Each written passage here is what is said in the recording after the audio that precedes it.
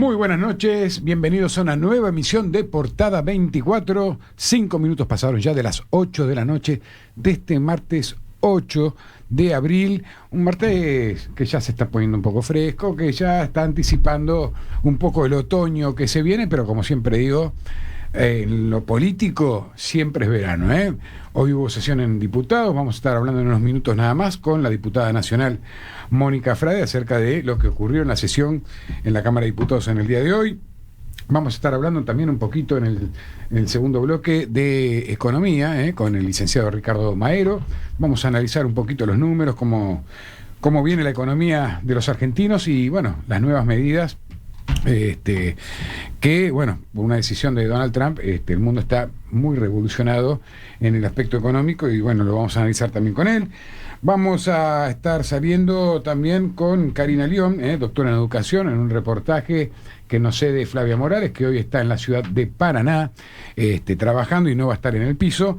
Y también un reportaje que le hizo nuestro compañero Juan de Dios Cincunegui al senador chileno Rojo Edwards, también, bueno, nuestro columnista Juan de Dios está hoy en Uzbekistán, así somos nosotros, y como siempre el que les habla, cabotaje acá, en la ciudad autónoma de Buenos Aires. Y un agradecimiento especial a Emiliano Barbeiro, que como siempre nos pasa todas las minutas y todo lo que pasa en el Congreso de la Nación. Un saludo grande para el senador Charly Curestis, que está apoyando este programa, y también al legislador del PRO de Río Negro, Juan Martín, que también pasa a apoyar Portada 24. Bien, 7 minutos pasaron ya de las 8 de la noche, y cuando Juan me diga, vamos a estar saliendo con la diputada. En unos minutos me dice que, bueno, va a estar la diputada para salir al aire y hablar un poco de lo que les comentaba.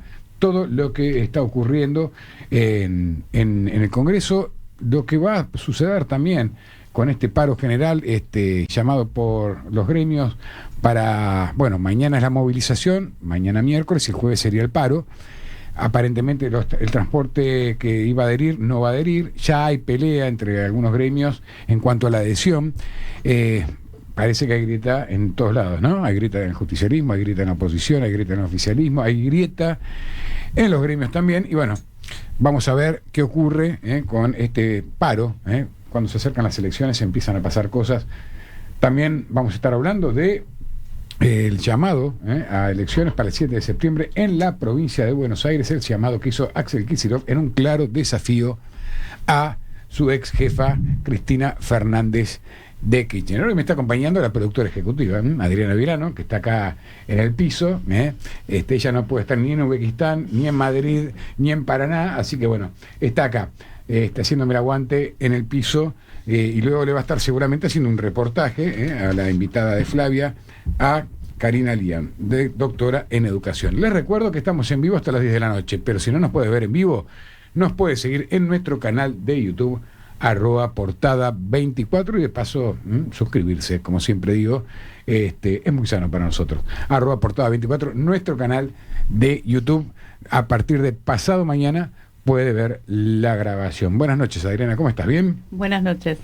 Bueno, hoy debutando, ¿no? Acá con un reportaje a Karina León, Sí, en realidad el reportaje lo vas a hacer. Bueno, ya está, listo. Acá nadie se hace cargo de nada, Viajan y tiren todo para acá, total.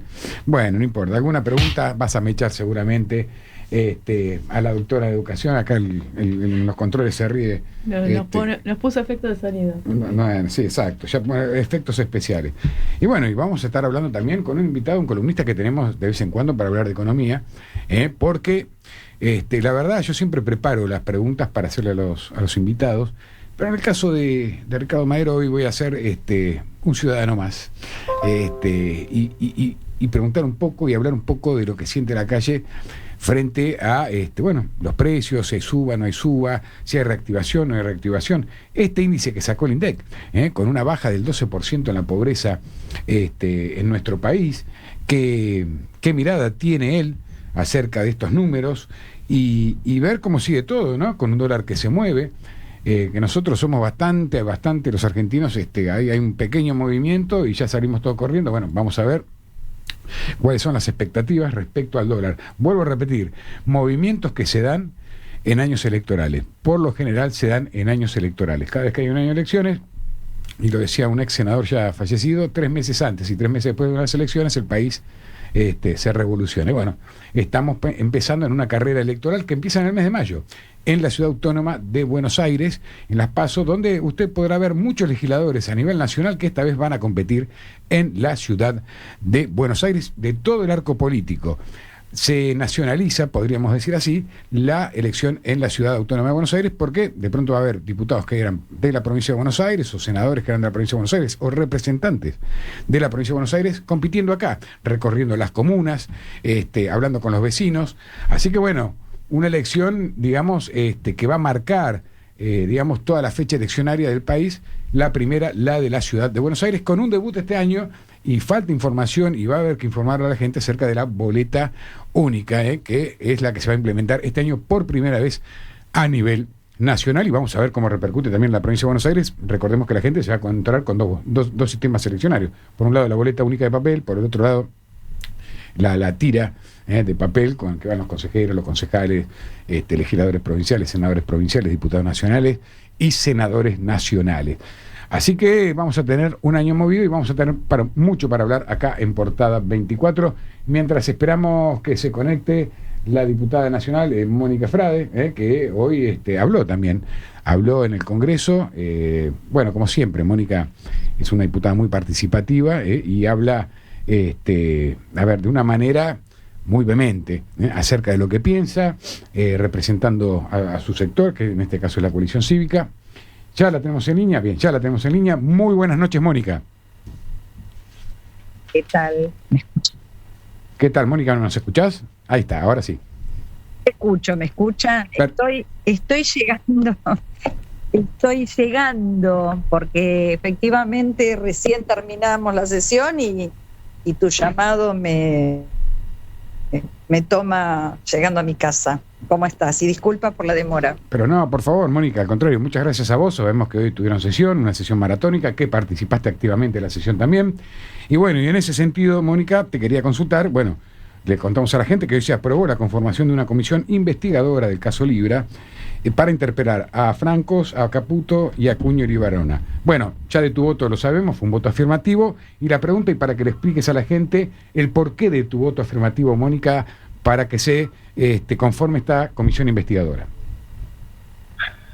Bueno, ustedes saben que nosotros, la coalición cívica, cuando resultó el tema del token Libra, nosotros después de 2 o 3 días de tomar conocimiento un poco, digamos, más profundo de qué había pasado con ese token y con la criptomoneda en la que había participado directa o indirectamente el presidente, nosotros decidimos hacer la denuncia penal pertinente, y luego de eso fuimos uno de los partidos políticos que presentó un proyecto no de comisión investigadora, sí de interpelación, y lo hicimos la interpelación solo de Franco como jefe de gabinete. Y hay una razón por la cual hicimos solo de Franco, porque en realidad uno puede citar al Congreso a los funcionarios que estime conveniente, pero no hay ninguna sanción si los funcionarios no vienen, y entonces generalmente es altamente probable que no vayan, a excepción del jefe de gabinete, donde uno con una moción de censura podría hasta removerlo. Es decir, que nosotros tenemos una herramienta, y a nuestro modo de ver, o por lo menos desde la coalición cívica, no era correcto citar ni al presidente ni a la secretaria general, porque hicimos sendas denuncias a la secretaria general también. Entonces nos parecía que eso ya tenía su curso y que sí correspondía que venga el jefe de gabinete. Había muchos proyectos, y vos sabés, porque has pasado por la Cámara, que muchas veces empiezan negociaciones para consensuar todos los proyectos y de alguna manera ordenar el funcionamiento de lo que va a ir al recinto. Por lo tanto, había desde proyectos que citaban al presidente, a la secretaria general, se consensuó para acotar las citaciones y las interpelaciones. Te estoy mezclando, pero se votó interpelaciones y se votó comisión investigadora. Las interpelaciones efectivamente quedaron consensuados, por eso se alcanzó mayorías, a Caputo, al ministro de Justicia, ayúdame. Y a Guillermo Franco. Y a Guillermo Franco. Y luego se votó el proyecto, que no era de la coalición cívica, un proyecto de comisión investigadora que nosotros apoyamos porque con prescindencia de la justicia no hay interferencias, nosotros tenemos nuestras propias competencias para tomar declaraciones, pedir informativo, y muchas veces, ¿por qué ha pasado? Puede una comisión investigadora, de hecho por el plazo que tiene lo va a tener, una actividad mucho más más rápida, y podemos coadyuvar a la justicia enviando ese material. De hecho, cuando hubo una comisión informativa donde vinieron los expertos informáticos a exponer sus saberes sobre el tema, cómo había sido todo el manejo para que entendamos de criptomonedas, del token Libra, nosotros pedimos una versión taquigráfica y remitimos a la justicia como auxiliares que debemos ser en este tema. Así que ambas cosas hoy fueron finalmente votadas. Comenzamos una sesión a las 12 que sabíamos si iba a haber quórum, se necesita 129 diputados. Bueno, finalmente lo tuvimos y entre otros temas, por supuesto, se ha votado eso. Sí, fue 128 a favor por la afirmativa, 92 por la negativa y 7 abstenciones, tengo entendido. Así es, exactamente. O sea que podemos decir, por lo que vos nos estás diciendo, que bueno, te fuiste conforme de la sesión de hoy, digamos, que era más o menos lo que, o vos tenías alguna duda del número final acerca de este tema, en cuanto a la votación, digo. Siempre uno tiene dudas. Yo no soy de las diputadas exitistas que cree que todos salen y que sale como uno quiere ni demás. Yo creo que es paso a paso. Siempre hay que ser prudente porque hemos visto, sobre todo en el Senado, cómo a último momento se cambian los temperamentos. Nunca sabemos por qué, pero se cambian. Y entonces yo en general no aventuro resultados, trabajo para que sucedan, pero no aventuro. Es positivo siempre que se puede avanzar porque nosotros además emplazamos, para que la gente entienda, emplazar es intimar a comisiones a que pongan en tratamiento temas que por alguna razón, generalmente política, se planchan, como comúnmente decimos, y entonces hemos emplazado también hoy, y eso me parece muy importante, a las comisiones de presupuesto, de discapacidad. Votamos una emergencia en discapacidad, vos sabés que el tema de discapacidad es un tema, es decir, me siento conforme porque tratamos temas también que conectan con el ciudadano, con los problemas de todos los días de los argentinos. Es decir, los discapacitados hoy, pero el 3% de la población. Es gravísimo lo que está pasando con sus prestaciones. Entonces, para nosotros poder haber votado esa emergencia también es muy importante, y haber emplazado a la Comisión de Presupuesto y Previsión para que volvamos a tratar la recomposición de los jubilados, que es un tema, estamos adeudando a los sectores más sufrientes de la sociedad una respuesta, y hay que sacar la plata de otros lugares, pero esos temas acuciantes hay que resolverlos. Desde ahí me siento más o menos conforme. Mónica, bueno, vos siempre sos protagonista en todas las sesiones, como vos bien decís, he compartido algunos años también en la Cámara, y siempre fuiste de exponer y sentar una posición. Y te pregunto por algo que sucedió hace 4 o 5 días, que es de público conocimiento, y una declaración tuya que es: ganó la República porque perdió el gobierno, Lijo no. Esto fue cuando el senador rechazó el pliego del Lijo. A ver, lo que es bueno para la República no es bueno para el gobierno. A ver, ¿le puedes explicar a la gente el porqué de esta declaración? Yo te voy a decir algo que puede sonar, viste que ahora está el tema de que sos desestabilizador, sos golpista, nada, que nosotros de la coalición cívica, nada que ver, defendemos los gobiernos hasta el último día. Hago esa aclaración porque va a venir eso. yo tengo una sensación recurrente, es fea, pero la voy a compartir contigo en tu programa, que si le va bien a este gobierno no nos va bien a los argentinos. Porque tengo algunas dudas para hacia dónde vamos. Yo hoy hablé de que siento que somos parte de un experimento. Para los que han ido los ingenieros del caos saben de qué estoy hablando, que no es solamente un fenómeno local, sino que es un experimento que se está dando a nivel mundial con el avance de las derechas. Siempre voy a hacer la aclaración que tenemos esto porque lo que se fue trajo esto. No nos olvidamos de lo que se fue, pero esto a mí no me satisface. Y efectivamente, pretender meter a 2 jueces en la Corte Suprema por decreto no tiene precedentes. Macri lo intentó, recapacitó. Este es un gobierno con un presidente que, lejos de recapacitar y admitir que las cosas pueden hacerse y deben hacerse dentro de un marco institucional, desafía esos márgenes. Acá quebró esos márgenes y por lo tanto que el Senado se haya mantenido, digamos, haya puesto cordura e institucionalidad a eso, es que ganó la República. Y cuando pierde el gobierno gana la República, lo cual es un indicador de que estamos en problemas, porque no debería ser así. Debería haber una coincidencia absoluta entre lo institucional y lo que propone un gobierno. Por lo tanto, desde ahí es que yo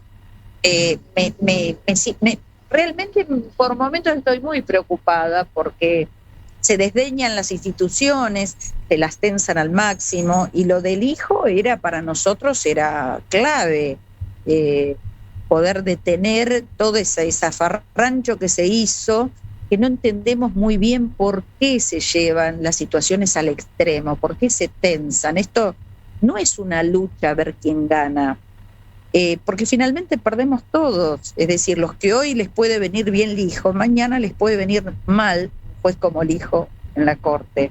Entonces, tenemos una mirada un poco más abarcativa y atemporal del daño que pueden hacer algunas personas ocupando las instituciones. Para nosotros el hijo hoy no debería ser ni siquiera juez federal. Lo hemos denunciado, vos sabés, por enriquecimiento ilícito. Es decir, que desde la coalición cívica hacemos todo lo que está a nuestro alcance hacer dentro de las herramientas y los dispositivos que la democracia nos permite y la Constitución. Por eso puse eso, Hernán. Ahora, cuando vos decís este gobierno a veces genera una tensión con las instituciones, ¿seguís sosteniendo que este gobierno, en este caso, le molesta el Congreso, le incomoda el Congreso?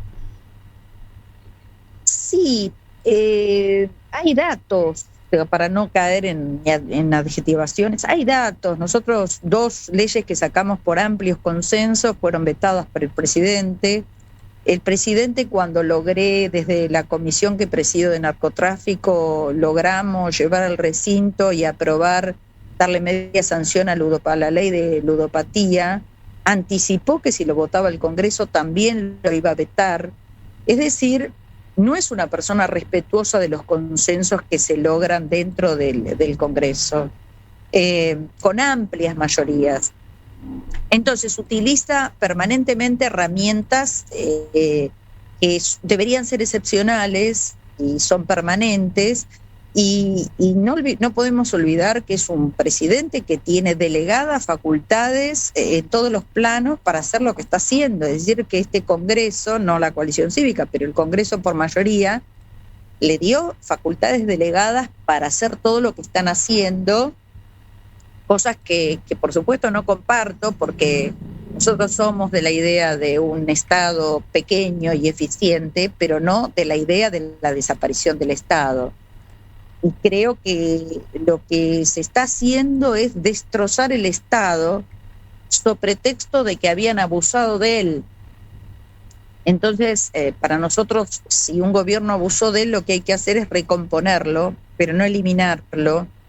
Y hoy vemos con mucha preocupación áreas sobre las que se avanzan con enorme insensibilidad. Y te voy a dar el caso de hace 48 horas, que no trascendió mucho, pero estamos trabajando. Hoy inicié un acceso de información pública, el hecho de que Scioli haya dispuesto el traspaso del complejo de Chapadmalal al AVE para su posterior venta, lo cual indicaría que chicos que han conocido el mar gracias a ese alojamiento que ya lleva 47 años, se queden sin esa posibilidad. Entonces, tocamos temas jubilados, tocamos temas discapacitados, tocamos temas niños e infancias, y en todas esas áreas vemos un enorme vacío y una ausencia de inversión que se supone que el Estado se achica para priorizar esas deudas que nosotros tenemos desde hace muchos años. Entonces, veo con mucha preocupación todo ese proceso. Mónica, bueno, a ver, te voy a hacer la última porque aparte te vas a enfermar y me voy a sentir culpable que estás en la calle. Y un poco vamos a cambiar el eje y preguntarte cómo se prepara la coalición cívica para las próximas elecciones en la Ciudad Autónoma de Buenos Aires. ¿Quién encabeza? ¿Cómo está conformada básicamente la lista? Bueno, vos sabés que encabezan Paula. la lista nuestra querida Paula Oliveto Lago, Fernando Sánchez.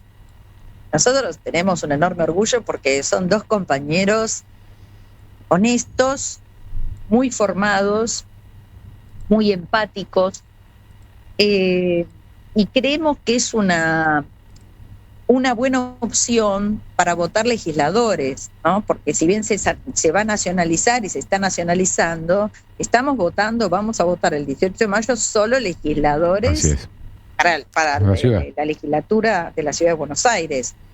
Por lo tanto, nosotros creemos que estamos llevando personas inobjetables. Por eso estamos haciendo, bueno, yo soy de la provincia de Buenos Aires, pero estoy colaborando y vamos a hacer la mejor campaña artesanal, porque te imaginarás que nuestra campaña es absolutamente artesanal, es de contacto, pero nosotros estamos confiados en que, bueno, vamos a poner esos legisladores y la verdad que hacemos una campaña de corazón, con mucha convicción, por quiénes son los compañeros elegidos para eso, ¿no? Después en cada provincia se van a ir dando, antes que me hagas la pregunta, se van a ir dando situaciones particulares. Vos sabés que está muy cruzado el tema político, sobre todo en la provincia de Buenos Aires, ni hablar.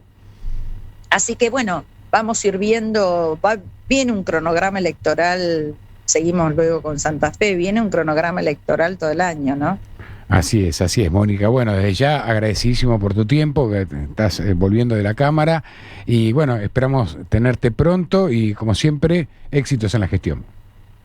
Bueno, muchísimas gracias, que sigan tus éxitos en el programa tuyo y de tu equipo, que sé que anda muy bien y me pone muy contento, es merecido ese éxito, así que te mando un enorme abrazo. Un abrazo grande, Mónica, muchísimas gracias y muy buenas noches. Hasta luego. Gracias, te mando un abrazo. Un abrazo. Bien, y así pasaba entonces la diputada nacional por la coalición cívica de la provincia de Buenos Aires, Mónica Frade, hablando un poco de lo que pasó en la sesión de hoy dentro del Congreso y, bueno, la mirada que tiene con respecto a el rumbo que sigue este gobierno. Bien, 29 minutos pasaron ya de las 8 de la noche, vamos a ir a una pequeña pausa y cuando volvamos vamos a abordar el tema económico con el licenciado Ricardo Maero. Pausa y ya volvemos. Juan Martín, legislador de Río Negro, trabajando por un cambio de verdad, por una provincia con salud, seguridad, educación y trabajo. En la provincia de Buenos Aires, la Libertad Avanza está creciendo gracias al trabajo que viene realizando el senador Carlos Curestis. El equipo que lidera Sebastián Pareja está llevando las ideas de la libertad por toda la provincia.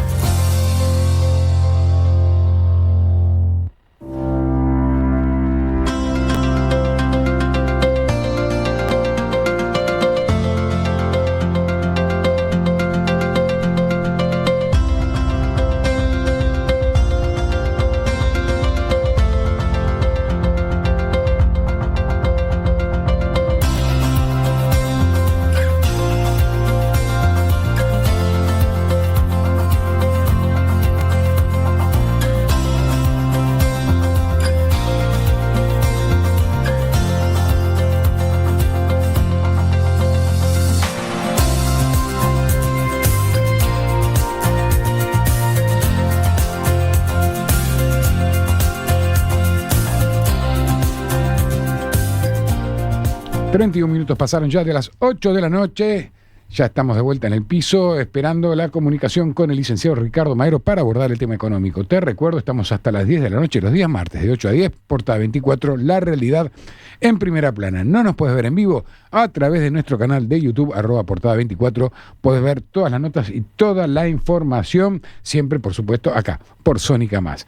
Bien, vamos a estar hablando, como dijimos, un poco de la situación económica del país y sobre todo, bueno, que se desprendió de las medidas que tomó Donald Trump que impactaron a nivel mundial.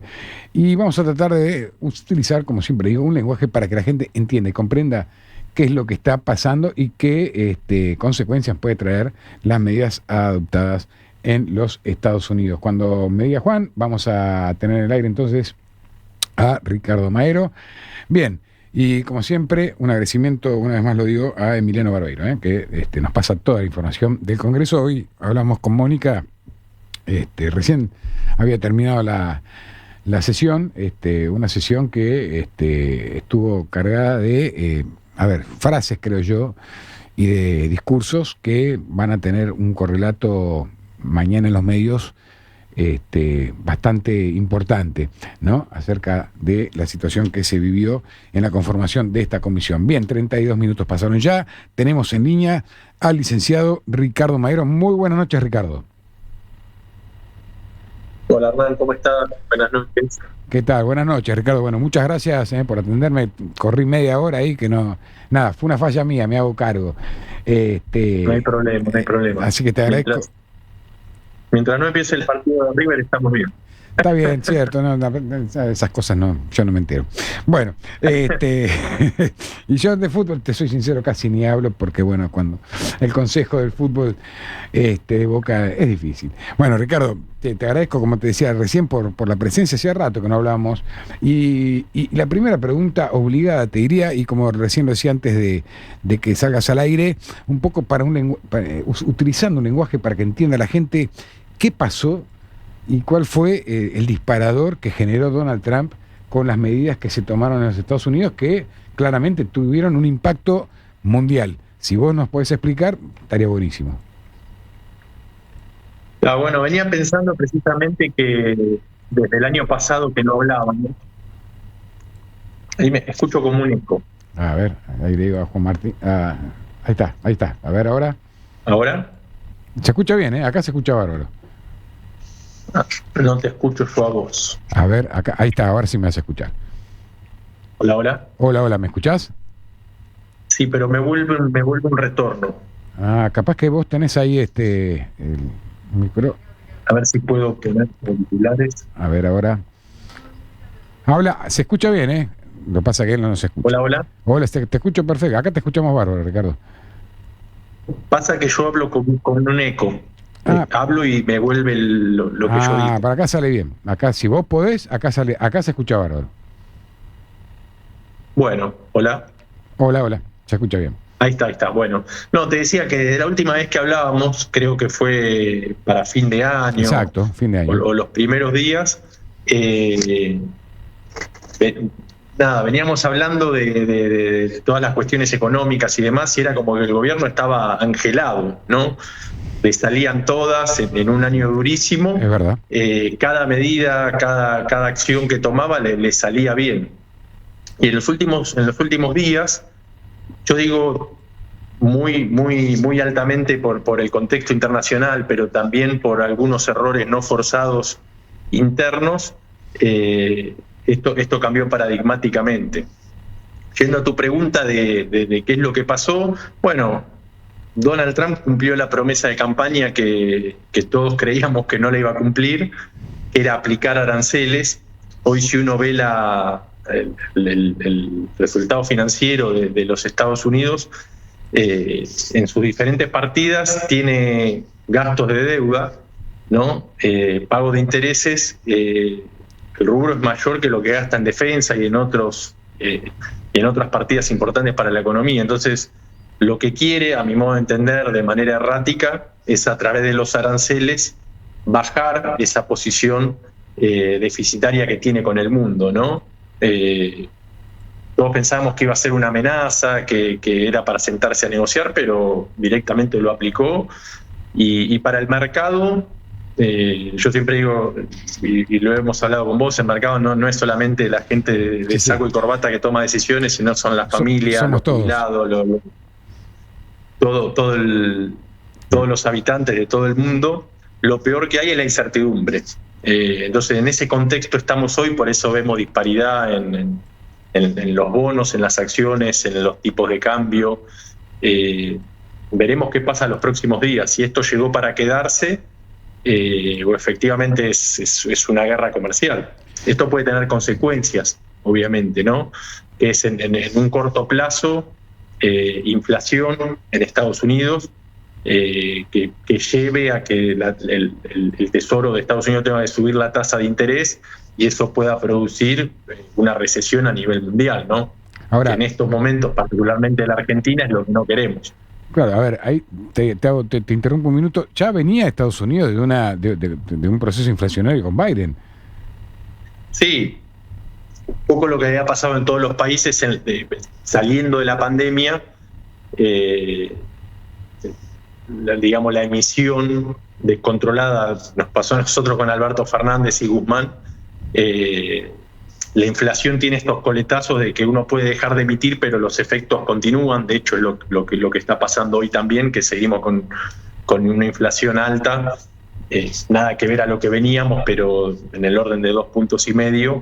Entonces, tiene un retraso y los coletazos se ven hoy. Pero sí, venía en un proceso de reducción. Ahora, Ricardo, estas medidas que toma Donald Trump, que si bien, como vos bien decías, eran medidas lo había dicho en la campaña, pensaban que no se iba a aplicar, se aplicaron, también desata una guerra comercial, no con Uruguay, Paraguay o Argentina, sino estamos hablando de China, por ejemplo. Sí, porque los aranceles que le aplica a China son del 50%. 50%. O sea, eso... Entonces se hace inviable... perdóname, ¿no? Eso trae una repercusión a nivel mundial, porque tampoco los chinos se van a quedar cruzados de brazos, supongo yo. Tal cual. Y también genera que no sabemos si Estados Unidos es capaz de sustituir esas importaciones a través de su mercado interno. Claro. Es decir, todo lo que es textil, todo lo que es masivo, difícilmente lo puede implementar en el corto plazo. Y en el largo plazo también. Es improbable. Yo no veo a Estados Unidos como un hub de costura y de diseño textil. Exacto. Entonces, eso en el corto plazo, al cerrar o encarecer, va a generar inflación para los propios consumidores americanos. No es que la medida genera empleo genuino para el público americano, todo lo contrario. Ahora, ¿fueron benevolentes, entre comillas, podríamos decir, con Argentina, que se le aplicó el 10%? Bueno, Argentina entra en ese pelotón de países sudamericanos que, comparándolo con otros países, se ve beneficiado, ¿no?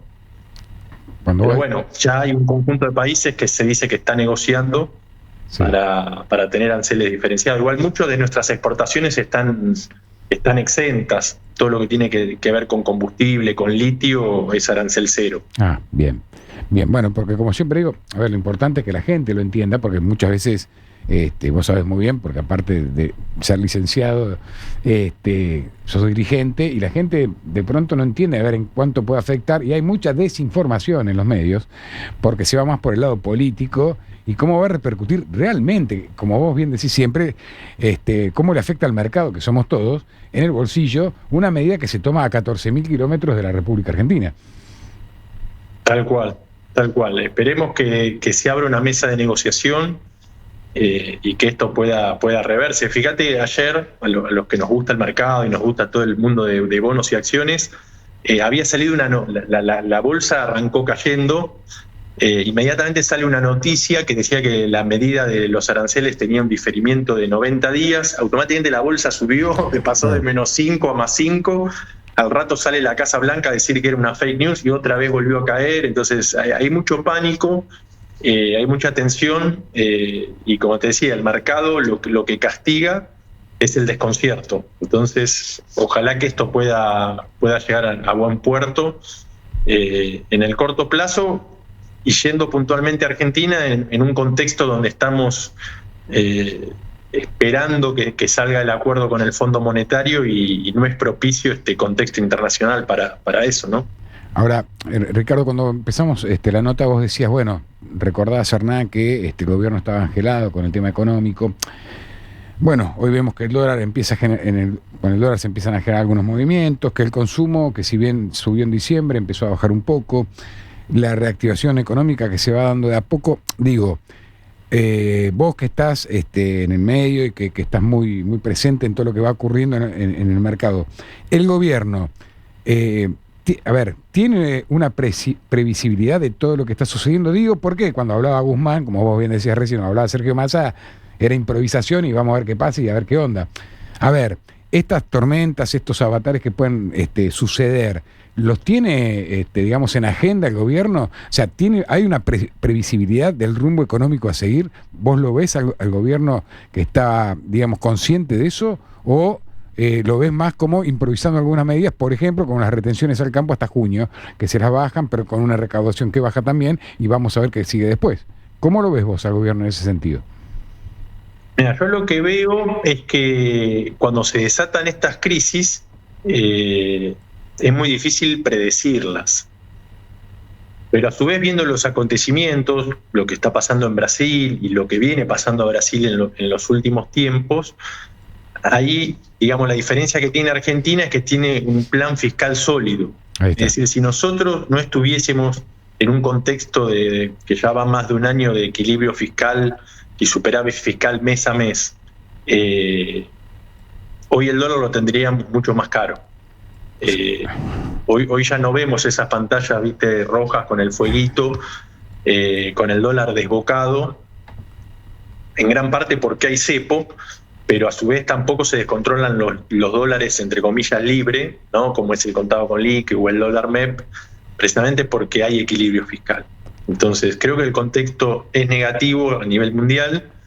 Creo que ningún gobierno está preparado para que un día se te desencadene lo que pasaron en estas últimas semanas, pero creo que los fundamentos del plan son sólidos para evitar tormentas aún mayores, ¿no? Por eso sería imprescindible. Nosotros ahora en el mes de julio, el día 9, vencen cerca de $5.000 millones de bonos, ¿no? Y también tenemos otros vencimientos propios con el fondo. Por eso es súper necesario en los próximos días, algo que también se viene dilatando y se viene anunciando y se mandó al Congreso el decreto y demás, pero no está el acuerdo oficial. Entonces sería buenísimo para agregar previsibilidad y llevar confianza al mercado que pueda cerrarse este acuerdo con el Fondo Monetario. Y bueno, saliendo un poco del plano técnico, digamos, y allí apelando a tu rol de dirigente, ¿qué percibes vos en la calle? ¿La gente sigue confiando en este gobierno, por lo menos en lo que es en lo económico? ¿Hay todavía esperanza?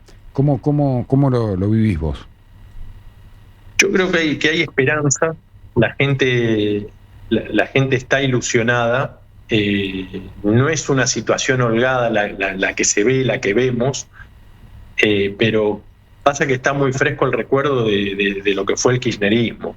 Entonces, ante cualquier situación donde se ponga sobre la balanza el pasado o el presente, eso no lo queremos vivir más. Por eso sería importante para los que somos de la provincia poder lograr un acuerdo macro grande con la Libertad Avanza para que pueda pasar en la provincia lo que no se dio en la ciudad, lamentablemente, y por una vez por todas derrotar al kirchnerismo, ¿no? Fíjate, hoy venía en el tren viendo Twitter y demás, vi la situación que se dio en el acceso sudeste. O sea, es increíble que pase eso. Eso es propio de una provincia abandonada. Totalmente. Provincia gobernada por Kicillof, distrito gobernado por Mayra Mendoza, o sea, parece propio de una película. Entonces, para poder dar esa batalla y para poder ganar, sería imprescindible que los que estamos del otro lado del kirchnerismo poder unirnos. Bueno, sí, lo que vos estás diciendo, bueno, es noticia casi diaria de los intentos por un acuerdo. De hecho, Mauricio Macri salió a decir, creo que en el día de hoy o en el día de ayer, que en la provincia de Buenos Aires es muy distinto el panorama quizá político a lo que es la ciudad de Buenos Aires, digo en relación con la Libertad Avanza. Y bueno, como yo siempre digo, Ricardo, ahí hay que también primar a los bonaerenses por sobre los egos personales muchas veces o diferentes situaciones que, bueno, poner primero a la gente y después, bueno, ver desde qué lado uno puede ayudar a que cambie la situación. Creo que lo que vos decís, yo lo comparto.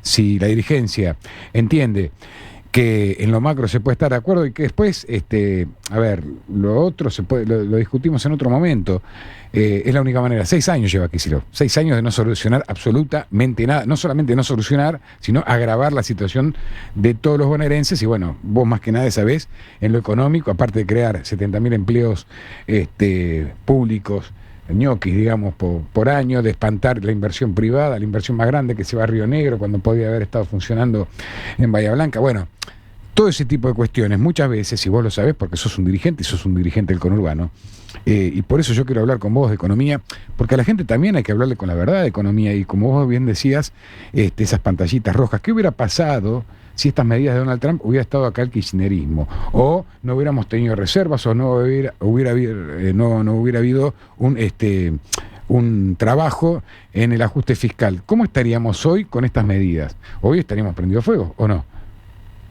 Seguramente, o sea, ya desde la época de Massa, si en diciembre del 2023 no se hubiese tomado la sartén por el mango, o sea, hubiésemos sido una hiperinflación. Eso está descontado que era así. Nosotros tuvimos después, ese diciembre, una inflación del 25%, después fue bajando, terminó en el 117%, veníamos de 211 en 2023, y posiblemente este año la inflación sea el 27%.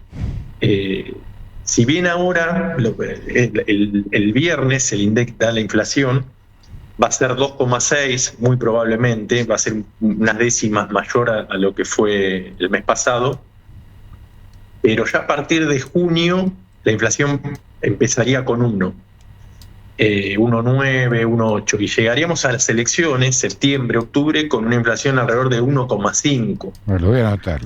Con lo cual da un marco de... Lo voy a anotar, así cuando hablemos de vuelta, 1,5. Ahí está, lo dijo. Anótalo. En octubre. Anota 1,5 septiembre y 27 anual. Ahí está, a ver, vamos a ver, ahí está.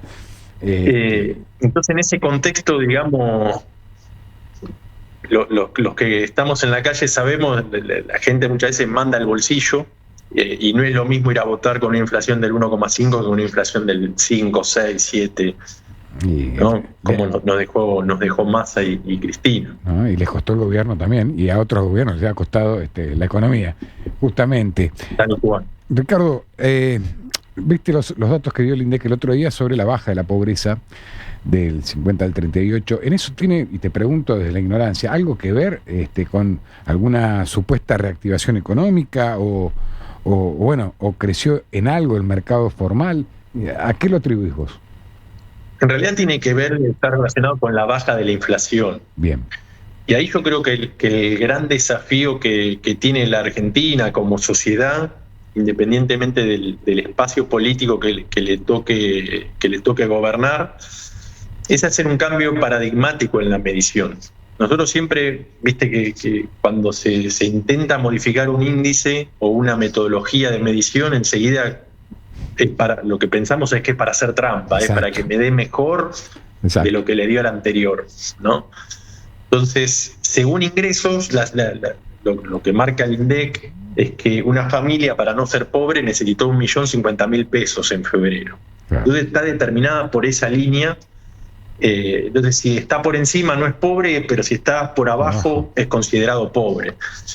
Y la verdad que hay que avanzar hacia un sistema de medición que sea multidimensional, es decir, que no mida solamente el ingreso, sino que mida la capacidad que tiene la persona, la familia, de poder desarrollarse. Bien. Porque que tenga 1.050.000 pesos, pero si no tiene cloacas, tiene calle de tierra, no tiene acceso a la salud, no tiene acceso a la educación, esa persona, esa familia no se va a desarrollar, va a seguir siendo pobre. Muy buena Por más que la explicación. inflación siga bajando y sea un poquito menos lo que se necesita, un poquito más y lo gane, no hay forma de desarrollo posible en una sociedad sin condiciones humanas para que se pueda desarrollar. Entonces, sí, la inflación bajó del 52 al 38 si lo medimos por ingreso.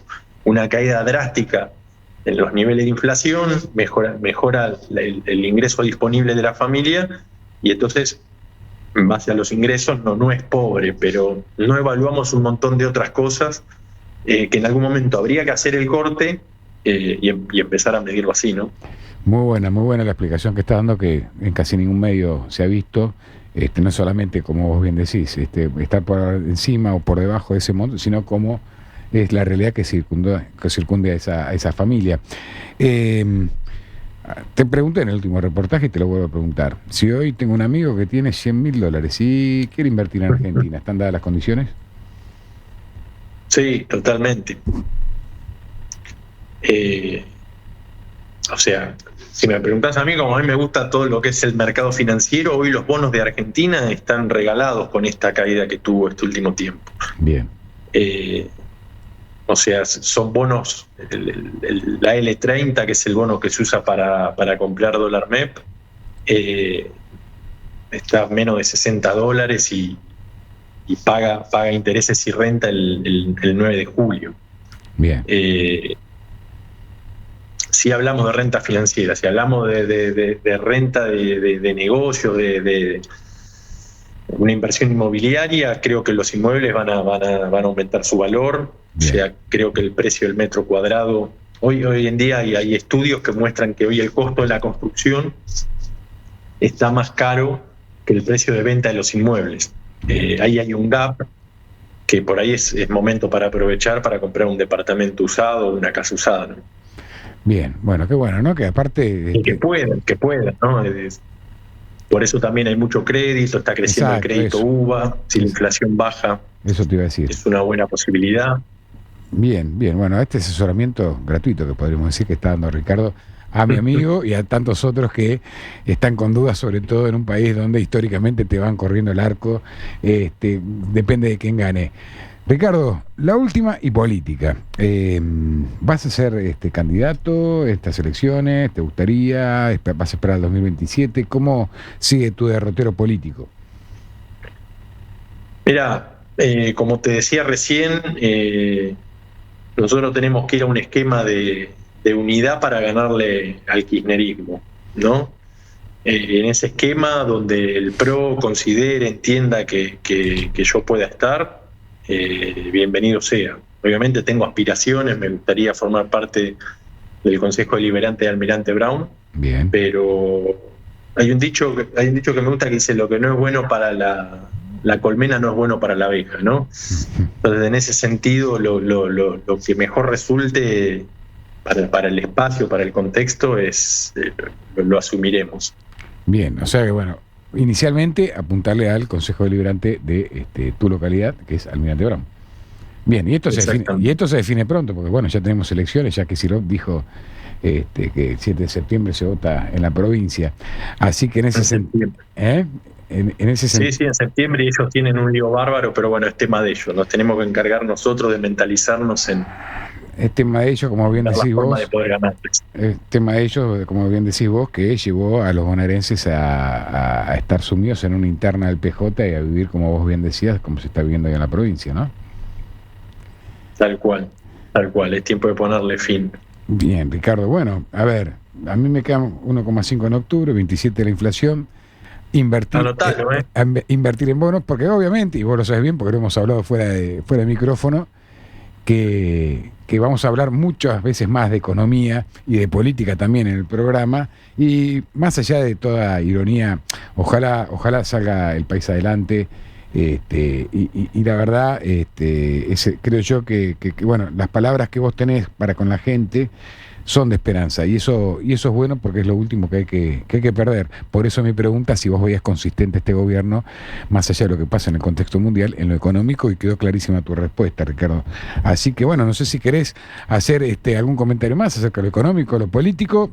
Tenés el espacio para hacerlo. Ya llamaste a la unidad en la provincia de Buenos Aires, y como vos, muchos dirigentes están llamando a esa unidad en la provincia de Buenos Aires. No sé, si querés comentar algo más.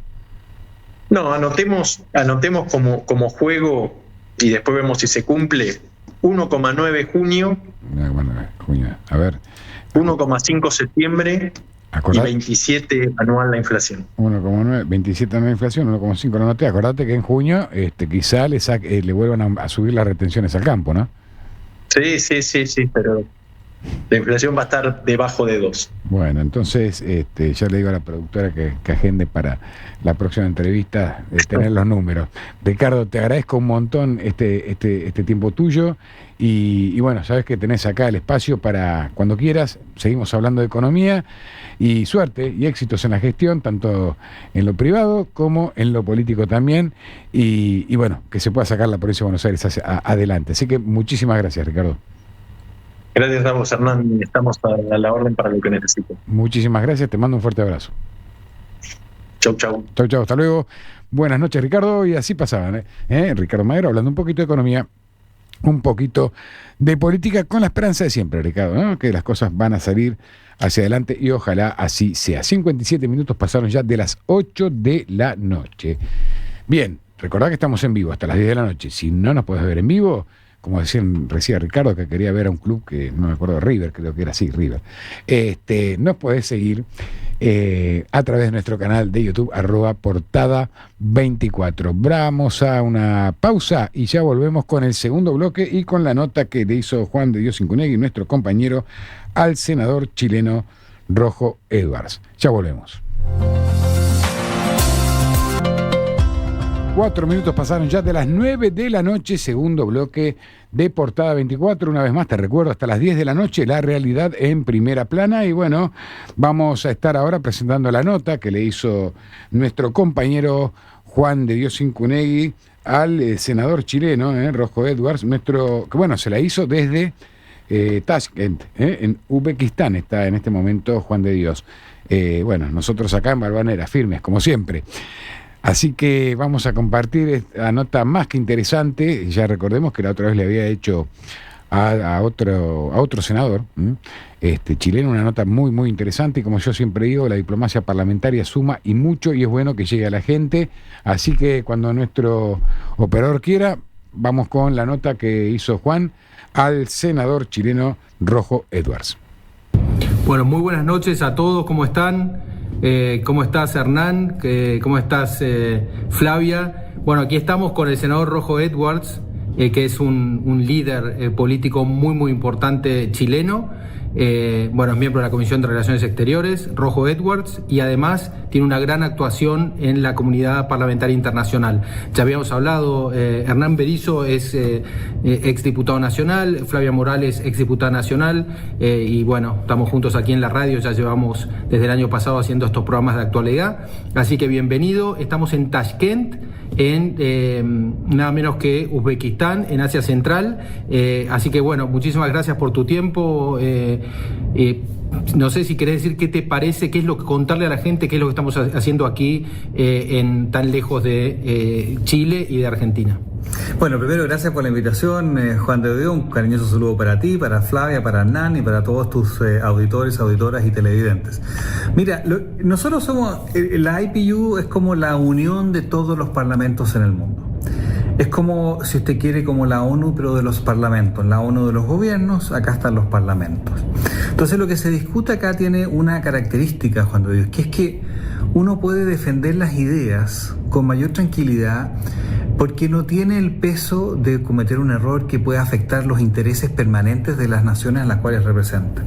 Un parlamentario puede, por ejemplo, jugársela más no solamente por el derecho internacional, por la defensa de las fronteras o los intereses económicos permanentes, pero también por la defensa de los principios de la libertad, de la seguridad, del medio ambiente, de la paridad de género, lo que usted quiera, pero acá se puede defender con más fuerza. Entonces, ¿eso en qué se va notando?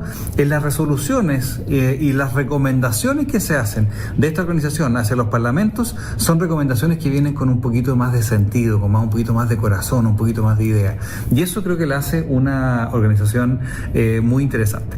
Ahora, cuando digo, tú has visto que muchas veces lamentablemente no se logran las mayorías para poder tener resoluciones que sean interesantes y poder hablar de los temas más importantes, porque también son difíciles políticamente. Por ejemplo, ahora tenemos el problema de los aranceles que se están implementando y que están afectando a la economía, y hemos visto cómo las bolsas están cayendo, se están algunas básicamente derribando, pero también tenemos lo que está pasando en el Medio Oriente, tenemos lo que está pasando en Ucrania, tenemos lo que está pasando en Sudán, tenemos el terremoto de Myanmar. Son muchas materias que son urgentes y algunas se alcanzan a tratar y algunas no.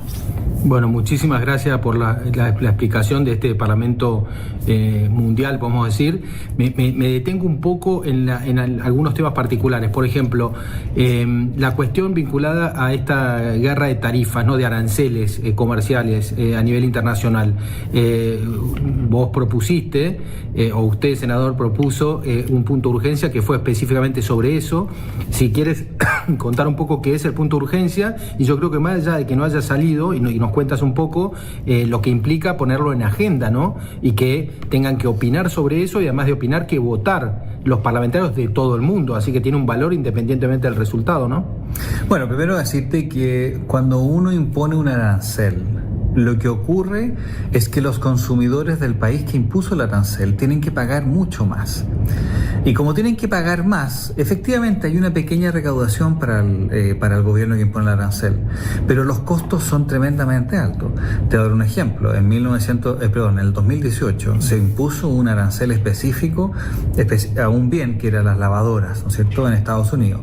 Resulta que los consumidores pagaron en sobreprecio por este arancel 1,5 billones de dólares. Pero se crearon solamente 1.800 empleos, o sea, un costo para el consumidor por cada empleo de $824,000 al año. O sea, es una ridiculez, es una herida, es autoinfligida. Entonces, cuando tú impones un arancel, lo que haces es afectar a la misma gente que tú crees que estás tratando de ayudar en base a supuestamente generar empleos, que finalmente llegan, pero en muy pequeña proporción. Entonces, vemos que las bolsas en el mundo se están cayendo porque se ve que hay una destrucción de valor, porque ahora las cosas van a ser más caras, o sea, todo el mundo vamos a ser más pobres. Eso es lo que ha estado pasando. Yo espero que esto cambie, pero nosotros lo planteamos en la UIP, tuvimos un gran apoyo. Pero también es difícil porque todos los países, los gobiernos, no los parlamentarios, por eso hablo con libertad, los gobiernos tienen que negociar esto, en este caso con Estados Unidos, y quieren las mejores condiciones. Argentina es importante, para Chile es importante, para Brasil es importante. Entonces, había muchos que estaban en negociaciones, bueno, y fue difícil hacerlo. Por eso quizás no se aprobó, pero el tema era compartido por todos. Acá no puede haber proteccionismo, tiene que haber libertad de transacción de bienes y también de ideas, por cierto, y eso es lo que nosotros planteamos. Obviamente hubo dos planteamientos adicionales muy importantes, por ejemplo, la emergencia que significa el terremoto en Myanmar, por supuesto de otra parte del mundo, y también lo que son los conflictos, como el sur de Sudán, el conflicto en palestino-israelí y el conflicto de Ucrania. Exacto. A ver, y si podemos hacer una diferenciación entre los gobiernos y entre los parlamentos, y aquí cuando hablas de multilateralismo, de comercio libre o de libre comercio, etcétera, hay una cuestión de valores detrás, ¿no? Sí. Y lo otro, el proteccionismo, etcétera, hay una visión distinta, una convicción distinta. Entonces, un poco, ¿tenés una opinión sobre la defensa de los intereses nacionales y la defensa de los intereses globales? Sí, ¿cómo juegan esos dos intereses? ¿Tienen que hacer un esfuerzo los países por mantener sus valores? Bueno, porque me parece que un poco la crisis que hay también tiene que ver con eso, ¿no? Si se mantienen los valores y que obviamente a veces se ponen en juego ante los intereses nacionales circunstancialmente, pero bueno, y no solo en el comercio, en la economía, sino también en materia de seguridad, en materia de democracia, derechos humanos. Entonces, es una pregunta difícil, pero digo, ¿cómo? Porque, digamos, ahora con el tema de tarifas, ¿cómo juega? ¿Cómo lo pensarías vos como líder político, esa combinación de intereses? Mira, primero, lo que pueden hacer los gobiernos es distinto que lo que pueden hacer las empresas, es distinto que lo que pueden hacer las regiones, ¿no es cierto? O los territorios. Tú puedes tener un acuerdo entre por ejemplo, la 9ª región y Neuquén. Tú puedes tener un acuerdo entre empresas, tú puedes tener acuerdo entre parlamentos y puedes tener acuerdo en los gobiernos. Cada uno tiene facultades y poderes distintos, pero también tiene libertad para hacer cosas que son distintas. Por ejemplo, si en el caso de Chile hay aranceles que no están hoy día considerados para el cobre, no están considerados para el litio y no están considerados para la madera, obviamente que yo como chileno y como parlamentario quiero defender eso porque no quiero que hayan aranceles. Y los parlamentarios argentinos tienen que defender los intereses de Argentina. Pero también tengo una obligación de defender mis ideas, por ejemplo, que son la libertad, que no creo en el proteccionismo, no lo creo. Los países que se desarrollan, mire, en los últimos 30 años, los países que se han abierto al mundo han crecido en promedio un 6%, los países que han sido proteccionistas han crecido en promedio un 2%. O sea, los que han crecido son los que son abiertos, los que creen en la libertad.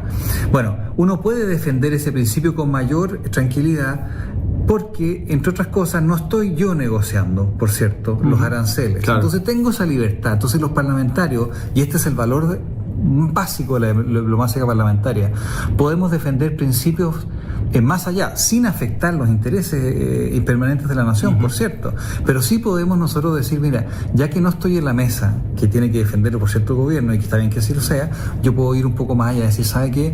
Usted está violando los derechos humanos, usted no tiene una democracia, usted tiene que ser capaz de darle poder a su gente, tiene que defender la pequeña y mediana empresa para que desde abajo la gente normal pueda ser exitosa y tengamos ejemplos de éxito, ¿no es cierto? Y no solamente que lo gobiernen, que el Estado sea todo y que el Estado determine quiénes son los exitosos y el Estado determine quiénes son los que fracasan. No, creemos en el esfuerzo, en la libertad. Entonces, ahí hay un set de principios que uno puede defender de mejor manera en el foro parlamentario que en el foro de gobierno. Y en el caso de las empresas es distinto, porque usted entrega una representación, usted hace un negocio, usted hace una exportación y lo hace obviamente bajo las leyes del mercado, o si no bajo las leyes por ciento de los países, pero hace una asociación en base a un interés, en este caso con ánimo de lucro o sin ánimo de lucro, pero el interés de la empresa. Excelente. Lo he visto en acción, ¿no, senador? Aquí en la diplomacia parlamentaria, en esta comunidad tan grande de diplomacia de parlamentos y parlamentarios, y tiene un rol no solo en lo relativo a la representación de Chile, sino también hacia el interior del grupo geopolítico que representa la región de América Latina y el Caribe. La pregunta es si hay afinidades con otros grupos geopolíticos, cómo se maneja esto y finalmente cómo se expone una vez que esos acuerdos, cómo se traducen, ¿no?, en la práctica, en el funcionamiento de esta institución que genera decisiones, ¿no?, o procesos que luego se exteriorizan y se lleva a las comunidades que representan ustedes, ¿no? Mira, eso es muy importante porque tú tienes que lograr acuerdos, y para lograr acuerdos, en el caso de nuestra organización, de la organización de la UIP, requieres 2/3 de los votos. Entonces no puedes llegar simplemente con tu grupo geopolítico. Claro, yo soy parte de la representación del grupo geopolítico de América Latina y el Caribe, que se llama GRULAC, ¿no es cierto? Pero tú tienes que ser capaz de hacer alianzas con el grupo de 12 más, que son básicamente los europeos, Australia, Canadá, etcétera, o también con el grupo africano, con el grupo del Medio Oeste, o de Euroasia, de Asia, o el que sea, para lograr las mayorías. ¿Por qué no se lograron las mayorías, por ejemplo, en las últimas declaraciones que eran en temas tan importantes? Porque los distintos grupos geopolíticos no llegaron a un consenso. Entonces, para favorecer a su propia declaración, en este caso, en el punto de emergencia, simplemente rechazaron el resto. No es que estuvieran en contra.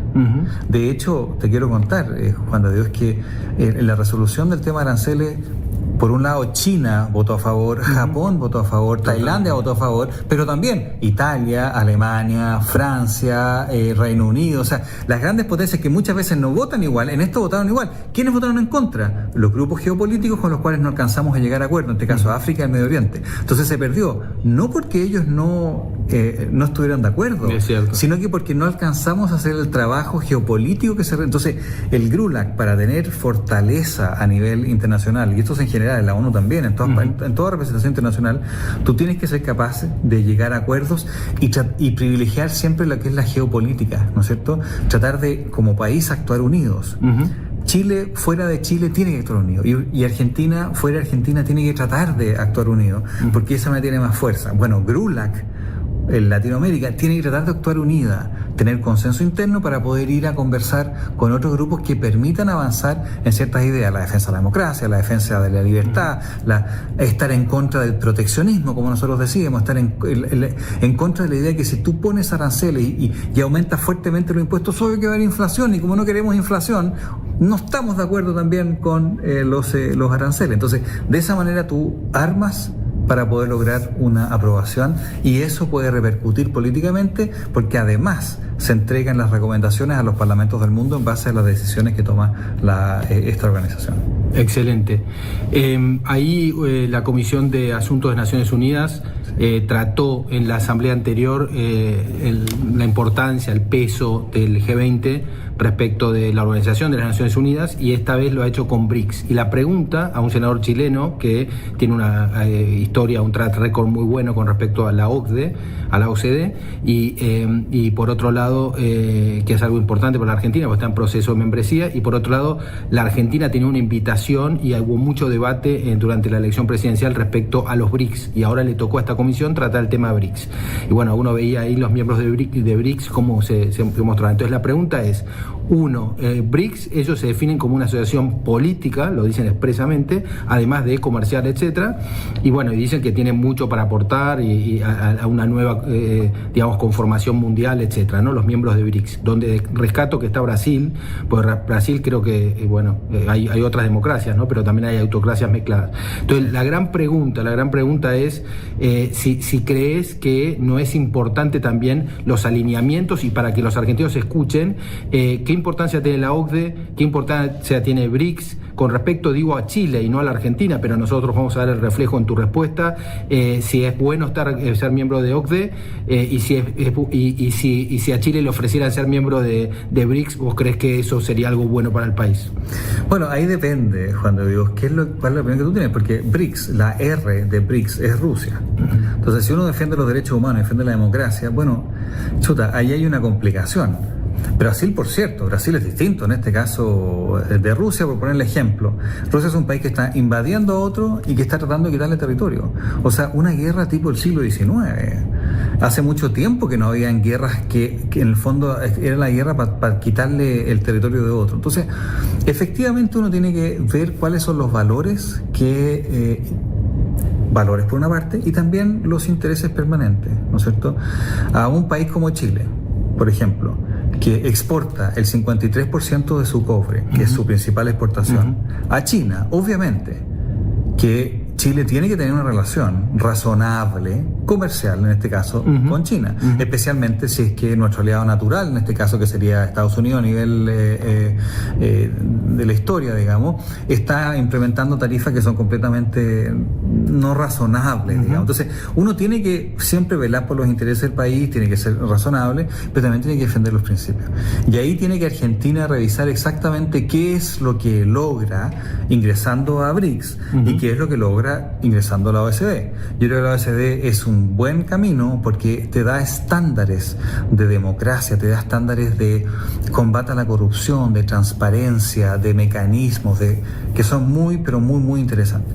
Yo tengo algunas diferencias también con la OCDE, no sé si va en el caso de decirlas, pero sí.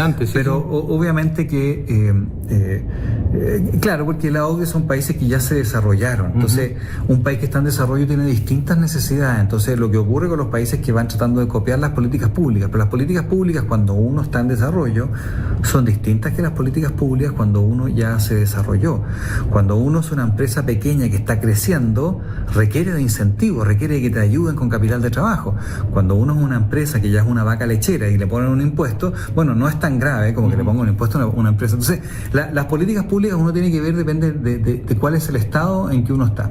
Pero la OCDE, a mi juicio, es un camino que representa ciertos valores que yo veo en Argentina. El BRICS, en algunos de ellos sí, y en algunos de ellos no. Y ahí es donde tiene que Argentina, a mi juicio, yo no estoy recomendando nada, simplemente tú me preguntas, yo te digo lo que pienso de esta manera. Perfecto, muy buena respuesta y creo que es interesante como experiencia comparada a Chile, ¿no? Y aprovecho a hacer otra experiencia comparada que tiene que ver con el comercio, ya que empezamos hoy hablando de la cuestión del fenómeno que estamos viviendo de esta chicken war, ¿no? De la repetición sobre este gran fenómeno que está generando y seguramente genere más daño en por lo menos en las bolsas, en el empleo, etcétera. Veremos qué ocurre. La pregunta es la siguiente, senador. La verdad que ustedes tienen un país muy abierto en términos de acuerdos comerciales. Argentina es un país más cerrado, históricamente cerrado. Y la pregunta es si tanto que se habla de la integración latinoamericana, ¿no? Y es algo antiguo en nuestra región, y generalmente hay una posición política que es más de la izquierda, que habla de una cuestión medio romántica, y esto lo digo yo, ¿no? Con respecto a eso. Entonces la pregunta es, uno mira el mundo y ve que la única integración más exitosa es la de la Unión Europea, pero después de 2 grandes guerras. No eran todos iguales los europeos, de hecho tenían grandes guerras. Entonces nosotros no tenemos ese fenómeno, entonces nosotros tenemos que buscar. Entonces la pregunta es, la integración cuanto mayor mejor de nuestra región, no solo en Sudamérica, sino también con Centroamérica, bueno, obviamente con México, con el Caribe, ¿es una integración que pasa por lo comercial o hay algo que realmente hay un vértice común y hay alguna posibilidad realista de tener, como hubo alguna vez tantos intentos para lograr una unión latinoamericana, ¿no? Yo soy muy crítico de eso porque me parece que en términos culturales es como una cosa muy romántica y muy difícil, ¿no? Pero es una opinión, perdón, que la de anticipado. Mira, hay 2 cosas a tu pregunta. Tú hablaste de la guerra de las gallinas, ¿eh? Chicken War. Sí. Contarle rápidamente qué fue esa guerra, porque yo la mencioné el año 62, en Alemania del Oeste, de esa época. Los americanos empezaron a producir mucho pollo muy barato, entonces empezaron a enviarlo a Europa. Y resulta que los productores de Alemania del Oeste dijeron, ¿por qué traen pollo? ¿Qué sé yo? Entonces pongámosle un arancel a los pollos americanos. Entonces, ¿cuál fue el problema de eso? Que pasaron el año 62 de exportar Estados Unidos 50 millones de pollos, 50 millones de dólares en pollo, al año siguiente, cuando se puso el arancel, a 20 millones de dólares de pollo. O sea, los consumidores alemanes tuvieron que pagar de 1,6 la moneda que tenían, digamos, por pound, a 2,25. O sea, se les encareció el pollo muchísimo. Y los exportadores gringos pudieron vender mucho menos pollo. Entonces, yo quiero saber quién ganó con eso. Nadie ganó con eso. Pero el problema de eso fue que Estados Unidos, como se enojó con Alemania, le puso un arancel a los Volkswagen de Alemania, a las camionetas pick-up de Alemania. Bueno, el problema cuando tú haces eso, no solamente que fregaste en este caso a los Volkswagen de Alemania y fregaste a los pollos de Estados Unidos, sino que se generan grupos de interés detrás de eso. Por supuesto que los productores americanos de camionetas pick-up no permitieron nunca más eliminar el arancel para las camionetas Volkswagen de Alemania. Y por lo tanto, los efectos de lo que pasó con los pollos en Alemania del Oeste implica que hasta hoy día tenemos problemas con el mercado para efectos de competencia con Estados Unidos y se han perdido millones y millones y millones y millones de dólares.